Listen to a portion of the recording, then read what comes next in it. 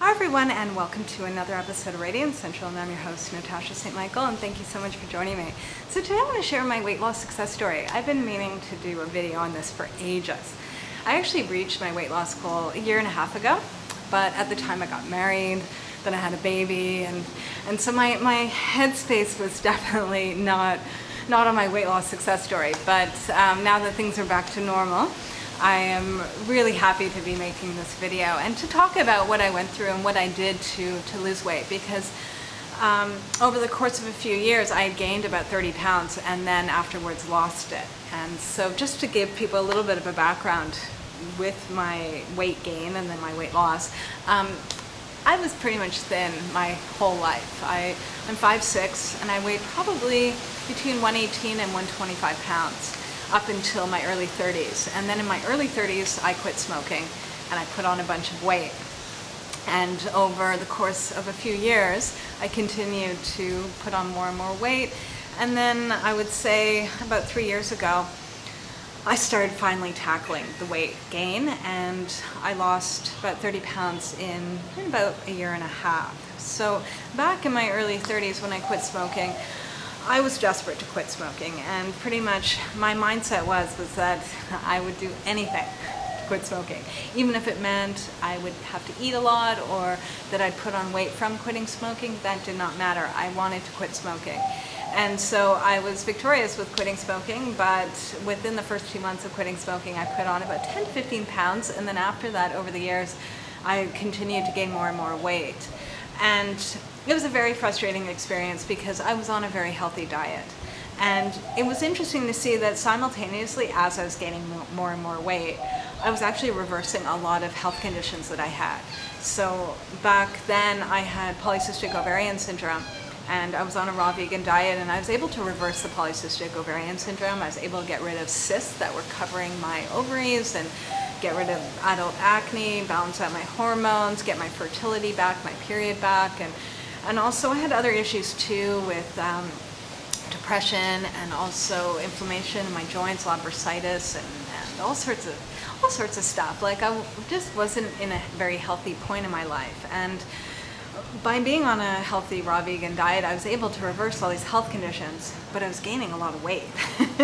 And a lot of it came from overeating, pretty much. I think from quitting smoking, I picked up the habit of overeating and eating a lot. You know, I was eating purely healthy food, but I was just eating so much of it. And I would say I was mostly eating a lot of fruits and stuff, and that's what I was putting on the weight from. I wasn't eating so much nuts and seeds, but it was just a lot of fruit. And so over the years, I gained 30 pounds, and it was very frustrating. And then I'd say about 3 years ago, I went back to Canada, and at that time, it was pretty much the first time I'd weighed myself in at least a year. And I was floored to see that I was up to about 148 pounds. And at that moment when I saw where I was at with my weight, I realized that things had to change. That whatever I was trying to do up until that point was not working. You know, and I was trying a lot of these things over and over again, you know, doing the fast and the cleansing and doing these really super restrictive diets, and I wasn't getting results. I was only gaining more and more weight. So things had to change. And I also realized at that point that the priority was that I needed to really be checking in with myself, that it was so easy to put on weight and so quick, that I needed to be weighing myself and measuring myself and being on top of what's going on with my body, so that I don't, you know, turn around and gain another 5 to 10 pounds, that I'm not gaining 5 pounds every year. Like, that had to stop. I'd rather be at that 148 pounds and that 30-pound weight gain than be adding on 5 pounds every year in the future. You know, it's kind of like I'd rather be where I'm at and stay at that weight than continuing to gain more and more weight. And so what I decided to do was start focusing more on short-term victories and achievable things, and to focus on, if I couldn't lose weight, I'd have to make sure that at least I can maintain the weight that I was at and not be gaining. And so I made the goal that instead of trying to focus on losing 30 pounds, I focused on losing 1 pound. I wanted to lose 1 pound a month. That was it. And if I couldn't lose 1 pound a month, at least I didn't want to gain any weight every month. Okay, so the goal was to lose 0 to 1 pounds a month and not to gain any weight. And if I lost maybe 2 pounds, that was all right, but that was the maximum. I didn't want to lose more than 2 pounds a month. And the reason why I wanted to do things slow was that by doing the math, if I lost 1 pound a month, that would add up to 12 pounds a year. In 2 years, that would be 24 pounds. And losing 1 pound a month is easy. It's super easy to lose 1 pound a month, and it's easy to keep off. And I figured, you know what, I want to make it easy for myself, and I don't want to deprive myself. I don't want to do a short-term diet. I don't want to do something super restrictive that I can only do for a certain amount of time and lose a bunch of weight only to go back to a regular diet to gain the weight back. I want to do something that's slow and consistent and easy that I can maintain forever and keep the weight off. And also I felt that, you know, if I do something slow and lose the weight slow, my mind and my body can work around the weight loss. You know, that sometimes when you lose too much weight too quickly, it's too drastic, that sometimes we end up sabotaging ourselves. And I find I have a tendency to do that, or I have a tendency to lose a lot of weight quickly and then gain a lot of weight quickly. And I want to avoid that. That wasn't working for me. So I focused on losing 1 pound a month. And at that time I was on a whole food diet. I was on the same diet I am on today. I decided I didn't want to restrict anything except to be mindful of my portions. You know, that as long as I was eating healthy, whole foods, real foods, non-processed foods, that was fine. And really to be mindful of my portions, not to overdo it, to stop eating when I was full. That was my main goal. And I figured, you know, if you ask anyone, losing 1 pound a month is not hard. It's quite easy, and you really don't have to change that much in what you're doing, except maybe just not overeat. And so that's what I did with my diet. When it came down to doing cleanses and juice fasts and all that, I like doing juice fasts, but I realized that I had to limit myself to 1 juice fast a year, that I had 1 try at it, and I could only do it once a year, that if I was successful at doing 1 juice fast for 1 day, great. If I did it for 10 days, great, but I couldn't keep trying to redo it. I had only 1 chance at it once a year. And I found that worked for me, because a lot of times I found I would do a juice fast, and then after I did the juice fast, I'd eventually start overeating again, and then I would do another juice fast, and then I'd overeat, and I'd kind of be swinging back and forth, and that was no good.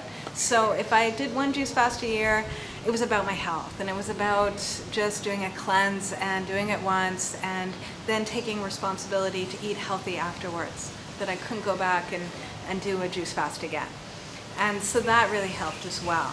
Then when it came down to exercising, I actually started decreasing the amount of exercise I was doing. I found that if I was doing too much exercise, it would amp up my appetite. That I found doing no more than 60 minutes a day, that was a perfect amount of time for me. And to alternate between cardiovascular and strength training. Not only a lot of times I tended to do a lot of cardiovascular exercise and no strength training. And I found that the strength training really helped to cap my appetite. So I alternated the two, and I found that I was building more muscle and I felt better, and at the same time my appetite would be more balanced. So that's what I did with kind of my lifestyle. Then when it came down to working on my mind, my emotions, my heart, because in all I find with weight gain is that it's not really so much about food and the exercise, it's what's going on inside. It's going on inside your head, your relationship with yourself, your relationship with others, all of that. And the first thing that I needed to do was get my head around to where I was at and start accepting myself. I found that part of me was in denial that I was gaining so much weight, and another part of me was so ashamed of it and felt so guilty and so terrible about it that in ways I was punishing myself a lot about the weight gain. I wouldn't buy myself new clothing, I didn't want to accept that I gained the weight, all of that. And I would go through years just feeling terrible about myself. So the first thing I did was started buying myself nice clothing to wear. Even though I was at a weight that I didn't like, it didn't matter. I still wanted to take care of myself and look good. And so I started buying new clothing. I get rid of the old, terrible clothing that didn't fit me anymore. And I told myself over and over again that, you know, even though I'm buying bigger clothing for my bigger body, it doesn't mean I'm going to be big forever. And by the time I lose weight and maybe not fit in these clothing anymore, I can buy new clothing, or I can always go to a tailor and take the clothing in if I still want to keep them. You know, that I had to get my head around the fact that by buying clothing to honor my body for where it's at doesn't mean that I'm giving in to being at that weight that I was at. That I'm just taking care of myself through the journey in the meantime. And the next thing that I had to do was also explore why I was eating so much. What was going on in my heart? What was going on in my head? What was going on in my life? You know, and to really be honest with myself. And the one thing that I came to realize was that I felt very lonely. You know, that was a big reason why I was overeating, was that I was spending so much time by myself. I felt frustrated with certain things in my life. I wasn't happy, you know, and the more time I was alone with the fridge, the more I ate. And so I had to really start pushing myself to be out and be around people, because the more I was around people, the less I needed to overeat, and the less and less I was doing so.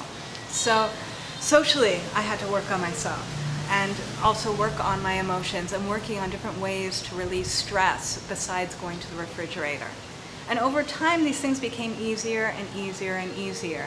And over time, I lost 30 pounds.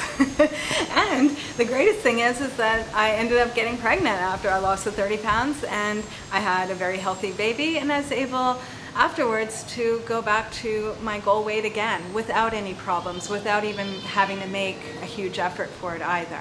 So that's my success story. And I hope this might motivate and inspire others. And yeah, so I'm wishing you guys a super fabulous day, and I'll see you again soon. Bye.